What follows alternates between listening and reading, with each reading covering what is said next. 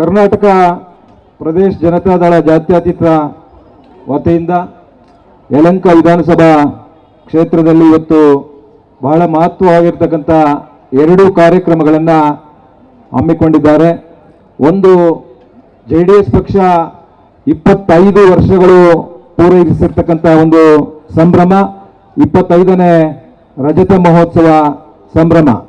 ಮತ್ತು ಎರಡನೇ ಕಾರ್ಯಕ್ರಮ, ನಿಮ್ಮೆಲ್ಲರ ನೆಚ್ಚಿನ ಜನಪ್ರಿಯ ನಾಯಕರು, ಕರ್ನಾಟಕ ರಾಜ್ಯದ ಮಾಜಿ ಮುಖ್ಯಮಂತ್ರಿಗಳು ಮತ್ತು ಕೇಂದ್ರ ಸಚಿವರಾದಂಥ ಕುಮಾರಣ್ಣನವರ ಹುಟ್ಟುಹಬ್ಬದ ಆಚರಣೆಯ ಪ್ರಯುಕ್ತ ಇವತ್ತು ಬಹಳ ವಿಶೇಷವಾಗಿ ನಮ್ಮ ಇ ಕೃಷ್ಣಪ್ಪಣ್ಣ ಮಾಜಿ ವಿಧಾನ ಪರಿಷತ್ ಸದಸ್ಯರು, ಇ ಕೃಷ್ಣಪ್ಪಣ್ಣವರು ಮತ್ತು ಈ ಕ್ಷೇತ್ರದ ಅಧ್ಯಕ್ಷರಾದಂಥ ವೇಣುಗೋಪಾಲಣ್ಣವರು ಮತ್ತು ನಮ್ಮ ಪಕ್ಷದ ಎಲ್ಲ ಹಿರಿಯ ಮುಖಂಡರ ನೇತೃತ್ವದಲ್ಲಿ ಇವತ್ತು ಬಹಳ ಮಹತ್ವವಾದಂಥ ಕಾರ್ಯಕ್ರಮಗಳನ್ನು ಹಮ್ಮಿಕೊಂಡಿದ್ದಾರೆ. ಹಾಗಾಗಿ ಮೊದಲನೇದಾಗಿ ನಮ್ಮ ನಾಯಕರೆಲ್ಲರಿಗೂ ಕೂಡ ಅವರಿಗೆ ವಿಶೇಷವಾಗಿ ಅಭಿನಂದನೆಗಳನ್ನು ಸಲ್ಲಿಸಲಿಕ್ಕೆ ನಾನು ಬಯಸ್ತೇನೆ.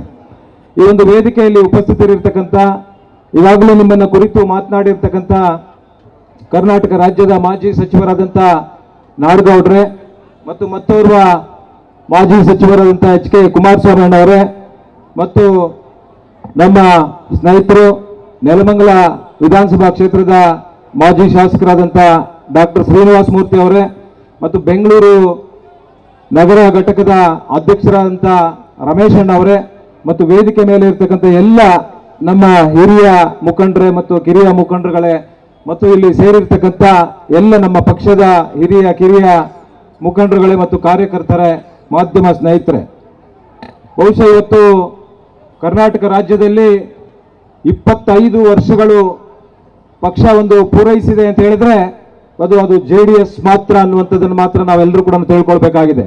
ಯಾಕಂದ್ರೆ ಕರ್ನಾಟಕ ರಾಜ್ಯದಲ್ಲಿ ದೇವರಾಜ ಅರಸು ಅವರು ಕೂಡ ಪಕ್ಷವನ್ನು ಕಟ್ಟಿ ಅವ್ರು ಯಾರು ಕೂಡ ಬಹಳ ದಿನಗಳು ಉಳಿದಿಲ್ಲ. ಅದೇ ರೀತಿ ಭಾರತೀಯ ಜನತಾ ಪಕ್ಷದಿಂದ ಬೇರ್ಪಡೆಯಾಗಿ ನಮ್ಮ ಯಡಿಯೂರಪ್ಪನವರು ಕೂಡ ಪಕ್ಷವನ್ನು ಸ್ಥಾಪನೆ ಮಾಡಿದ್ರು. ಆದರೆ ಅವರು ಕೂಡ ಬಹಳ ದಿನಗಳು ಉಳಿಲಿಲ್ಲ. ಮತ್ತೆ ಅದೇ ಹಾದಿಯಲ್ಲಿ ಶ್ರೀರಾಮುಲು ಅವರು, ಜನಾರ್ದನ್ ರೆಡ್ಡಿ ಅವರು ಬಹಳಷ್ಟು ಜನ ಪಕ್ಷಗಳನ್ನು ಕಟ್ಟಿ ಏನೇನೋ ಮಾಡ್ಲಿಕ್ಕೆ ಹೊರಟರು. ಆದರೆ ಯಾರೂ ಕೂಡ ಉಳಿಲಿಲ್ಲ. ಬೇರೆ ಬೇರೆ ಸಂದರ್ಭಗಳಲ್ಲಿ ವಿಲೀನ ಆಗಿರ್ತಕ್ಕಂಥದ್ದು, ವಿಸರ್ಜನೆ ಆಗಿರ್ತಕ್ಕಂಥದ್ದು. ಆದರೆ ದೇವೇಗೌಡರು ಮಾತ್ರ ಎಷ್ಟು ಗಟ್ಟಿ ಜೀವ, ಎಷ್ಟು ಗಡಿಸುತನ. ಬಹುಶಃ ಅವರು 25-30 ವರ್ಷಗಳ ರಾಜಕಾರಣದಲ್ಲಿ ಒಂದು ಪಕ್ಷವನ್ನು ಸ್ಥಾಪನೆ ಮಾಡಿ ಎಷ್ಟು ಕಷ್ಟಗಳನ್ನು ಪಟ್ಟಿದ್ದಾರೆ, ಏನೇನು ಮಾಡಿದ್ದಾರೆ ಅನ್ನುವಂಥ ಕೆಲವು ವಿಚಾರಗಳನ್ನು ನಿಮ್ಮ ಮುಂದಿಡ್ಲಿಕ್ಕೆ ನಾನು ಬಯಸ್ತೇನೆ. ಬಹುಶಃ ಅವರು ಕರ್ನಾಟಕ ರಾಜ್ಯದಲ್ಲಿ 29ನೇ ವಯಸ್ಸಿಗೆ ಮೊದಲನೇ ಬಾರಿಗೆ ಶಾಸಕರಾಗಿ ಹಲವು ಬಾರಿ ಆದರೂ ಕೂಡ ಕರ್ನಾಟಕ ರಾಜ್ಯದ ರೈತರಿಗೆ, ಕರ್ನಾಟಕ ರಾಜ್ಯದ ಕಾರ್ಮಿಕರಿಗೆ, ದಲಿತರಿಗೆ, ಹಿಂದುಳಿದ ವರ್ಗಗಳಿಗೆ, ಬೇರೆ ವರ್ಗದ ಎಲ್ಲ ವರ್ಗದ ಜನರಿಗೂ ಕೂಡ ಒಂದಷ್ಟು ಏನೋ ಸಾಮಾಜಿಕ ನ್ಯಾಯ ಒದಗಿಸಬೇಕು ಅಂತ ಹೇಳಿದ್ರೆ ಬಹುಶಃ ಶಾಸಕರಾಗಿದ್ರೆ ಆಗೋದಿಲ್ಲ, ಮಂತ್ರಿಗಳಾಗಬೇಕು. ಮಂತ್ರಿಗಳು ಕೂಡ ಆದರು. ಸ್ವತಂತ್ರ ಬಂದ ಮೇಲೆ ಸುಮಾರು 33 ವರ್ಷಗಳ ಕಾಲ ಕಾಂಗ್ರೆಸ್ ಪಕ್ಷ ಈ ಕರ್ನಾಟಕ ರಾಜ್ಯವನ್ನು ಆಳಿರ್ತಕ್ಕಂಥ ಪಕ್ಷ.